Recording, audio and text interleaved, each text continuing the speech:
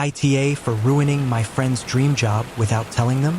I'm sitting here staring at my phone, scrolling up through the last dozen text messages between me and Alex, and I can't shake the pit in my stomach. This feeling has been gnawing at me for weeks now, but today it's worse. Let me back up. I'm 28 years old, and my best friend, let's call him Alex, is 29. We've known each other for over a decade. I don't mean, oh yeah, we hung out a few times in high school level of friendship. I mean ride or die, the kind of best friends who know each other's deepest secrets, who've seen each other at our lowest lows and highest highs. We met in college, back when we were just a couple of broke kids trying to figure out who we were. It was sophomore year. I was nursing a lukewarm beer at some house party that smelled like cheap vodka and even cheaper cologne, when this guy with messy brown hair and a contagious laugh bumped into me, literally spilled half his drink down my hoodie. Most people would have just mumbled sorry and kept walking. Not Alex. He pulled some crumpled napkins out of his pocket, apologized about a dozen times, and then spent the rest of the night talking to me like we'd been friends for years. By the end of the night, we were sitting on the curb outside, talking about everything from our favorite movies to how we both thought pineapple does belong on pizza. A controversial take. I know. From that night on, we were inseparable. We went through everything together: wild college parties, late-night road trips, failed talking stages, actual relationships, breakups, and the occasional we need to move out of this apartment at 3 a.m. because our landlord is insane situations. Alex was the kind of friend who would pick you up at the airport at 2 in the morning without hesitation. No questions asked. He'd drive 2 hours just to help you move a couch. And I'd do the same for him. But while I somehow stumbled into a career path that started to work out for me, Alex didn't. It wasn't for lack of trying. I watched him grind for years: freelance gigs, short-term contracts, part-time retail jobs to keep the bills paid. He'd get close to something promising, and then it would fall through. Sometimes it was bad luck. Sometimes the company downsized. Sometimes it was just not the right fit. By the time we were both pushing 30, I could tell it was starting to wear him down. Alex never complained much, but I could see it in the way he stopped talking about the future, the way he laughed less, the way "I'm fine" became his default answer to everything. Then one night I get this call from him. "Dude," he says, and I can hear the excitement in his voice. "You are not going to believe this. My dream job just opened up." It was with this big tech company, a household name, the kind of place that people would literally relocate across the country for. I knew Alex had always wanted to work there. He talked about it like a kid talks about wanting to be an astronaut. "This is it," he told me. "This could change my life." And I believed him. We went all in. For the next 2 weeks, we treated preparing for his application like it was a second job. I helped him redo his resume from scratch, focusing on measurable results, cleaning up the formatting, making sure it looked professional. We ran through mock interviews until 2 a.m., me throwing technical questions at him and playing the role of a skeptical hiring manager. I even taught him a few little tricks for answering behavioral questions, stuff I'd picked up from being on the other side of the hiring process. When he finally hit submit on that application, he was buzzing. A month later, he calls me again. I answer, and before I can even say hello, he's shouting into the phone, "I got the interview." I could hear the pure joy in his voice. It was the kind of moment where, if we'd been in the same room, I would have hugged him. We started planning our next round of prep. I was already thinking about what suit he should wear, how early he should arrive, the perfect thank you email to send after. I was in it with him, and then something happened. We were sitting at my kitchen table one night, running through possible interview questions, when he casually mentioned the name of the hiring manager. And my brain froze. I knew that name, not just in the "oh yeah, I've heard of them" way. No, I knew this person very, very well.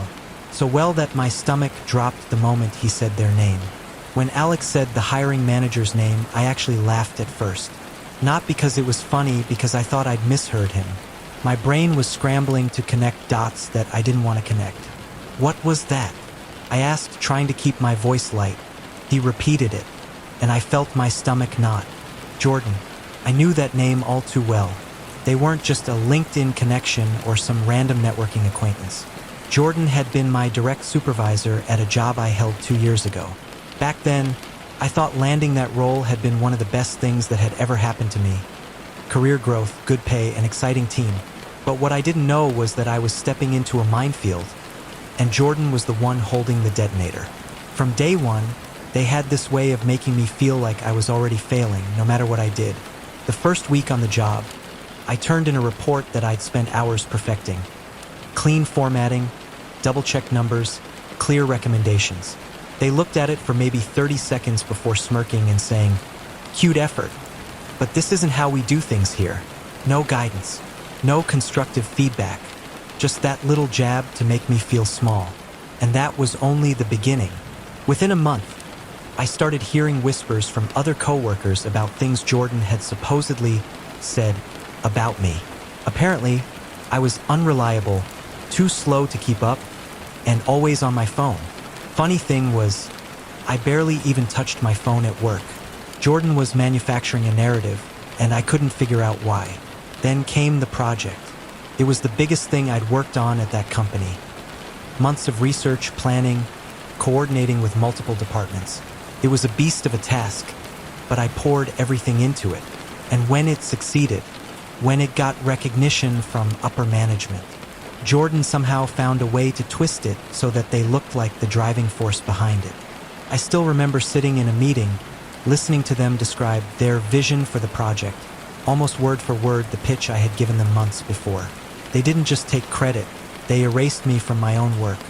That was the moment I decided I was getting out. When I finally left that job for a better opportunity, I walked out with a vow. I would never, under any circumstances, deal with Jordan again. I blocked their number, unfollowed them on everything, and swore that chapter of my life was closed. Or so I thought. Now here I was, sitting across from my best friend, watching him beam about this life-changing opportunity, only to realize the gatekeeper was the one person I despised most in my professional life. I should have said something right then, should have warned him, told him what kind of person Jordan really was. But the words caught in my throat, because Alex was glowing. I hadn't seen him this happy in years, and telling him the truth would have been like slamming the brakes on his dream before he even got to try. Still, the knot in my stomach wasn't just about Jordan. I also knew something else, something about that company, something I'd learned the hard way. It wasn't just Jordan that was toxic, it was the whole environment. They had a churn and burn culture, high turnover, unrealistic expectations, and behind closed doors, shady business practices that could ruin someone's career if they got caught up in them. I'd heard rumors from people still there. Non-compete clauses that trapped employees, sudden layoffs right before bonus season, projects getting buried if they made the wrong person look bad. It was the kind of place that looked shiny on the outside but was rotting underneath. And now my best friend was about to walk straight into it. Here's the thing about being best friends with someone for over a decade. You know their dreams, their fears, their patterns. You also know how fragile certain hopes can be. That's what made this decision so excruciating. If I told Alex the truth, if I looked him in the eye and said, "Hey, your dream job's gatekeeper is a vindictive liar who once tried to destroy my career. And by the way, the company is a corporate meat grinder," he might think I was jealous, or bitter, or worse, trying to hold him back because I didn't believe in him. And in some twisted way, I did believe in him. I believed he was smart enough, talented enough, determined enough to thrive, if he found the right place. But I also knew that this wasn't it. I'd seen too many good people get eaten alive there, spat out with nothing but burnout and a black mark on their resumes. Still, that left me with the other option. Stay quiet. And if I stayed quiet, Alex might get the job. He'd have his moment of triumph, the finally, I made it high, but I also knew how it would end. I could see the entire arc playing out in my head. Late nights turning into early mornings, constant pressure, impossible goals, the slow erosion of that spark in his eyes. Then, one day, a blindsiding layoff or a trumped-up performance review tanking his reputation. I couldn't watch that happen. Not to him. So, I did the unthinkable. It was a Tuesday night. I was sitting in my apartment, lights low, laptop open. My cursor hovered over the compose button for a long time. When I finally started typing, I kept it short, professional, vague. I reached out to Jordan. I told them, without giving specifics, that I knew the candidate named Alex. That while he was a decent person, I wasn't sure he'd be a culture fit for the company. I chose those words carefully. Culture fit is HR poison. It's non-committal, but it plants a seed of doubt. It's the kind of phrase that makes a hiring manager think, huh, maybe there's something here I don't see yet. I didn't go into details. I didn't smear his skills or his character. Just nudged the door shut. Before I could overthink it, I hit send. Then I closed my laptop, grabbed my keys, and went for a drive. No destination, just me and the hum of the road. I told myself I was protecting him. That years from now, he'd thank me for sparing him from what was waiting on the other side of that job offer. I didn't check my messages for the rest of the night, and I never followed up with Jordan. No explanation, no second conversation. I'd done what I thought needed to be done, and I wanted it buried. A week later, I was at work when my phone buzzed. It was a text from Alex. Just one line. They passed on me. A few seconds later, another, got the "we've decided to move forward with other candidates" email. I could almost hear the weight in his voice, even through text. I typed back something supportive. "They're lost, man. You'll find something better." But it felt hollow. That night, he came over. We sat on my couch, him nursing a beer and staring at the floor. I really thought this was it," he said. His voice cracked, just slightly. "You know, like, finally." I told him he'd land somewhere even better. I told him he was too good for that company anyway. And he nodded. He even smiled, a little.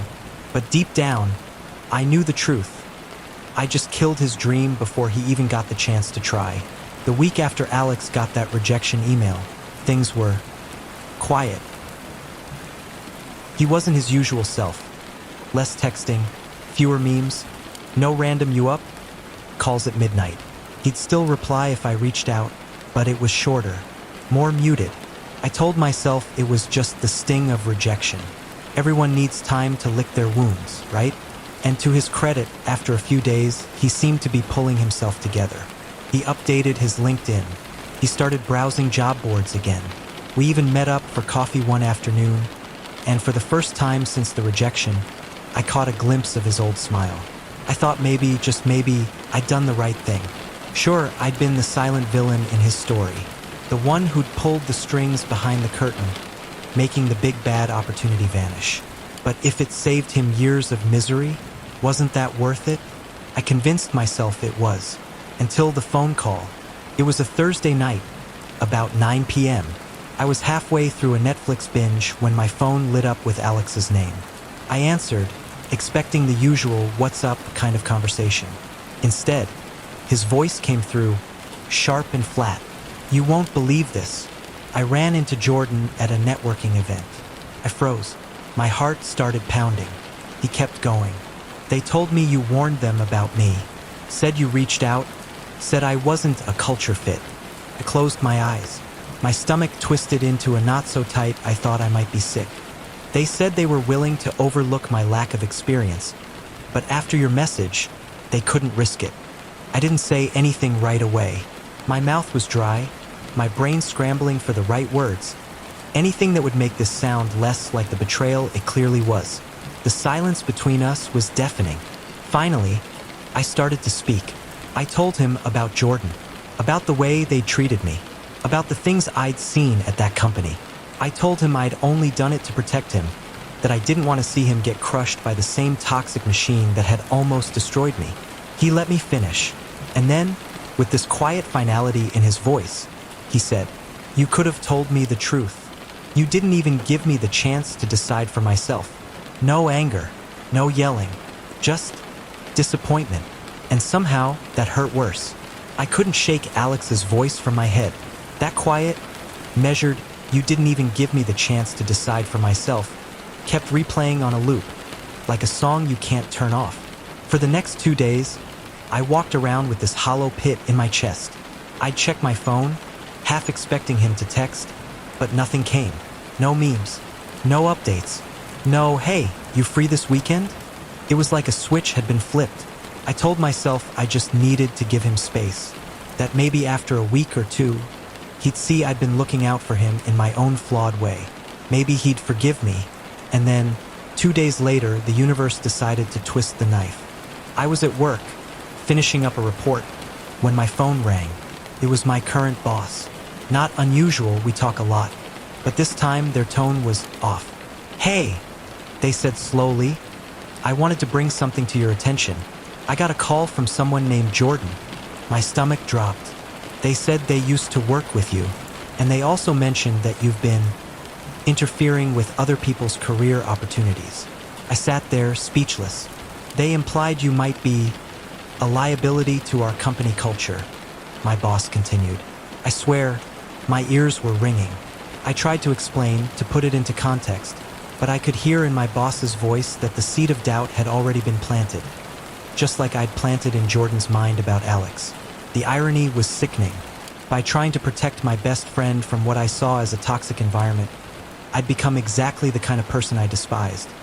Someone who plays politics, manipulates situations behind people's backs, and damages careers. Now, I'm sitting here with no best friend, a boss who's looking at me differently, and this gnawing realization that maybe I wasn't the hero in this story. Maybe I was the toxic one all along. So, AITA for stopping my best friend from getting his dream job without telling him?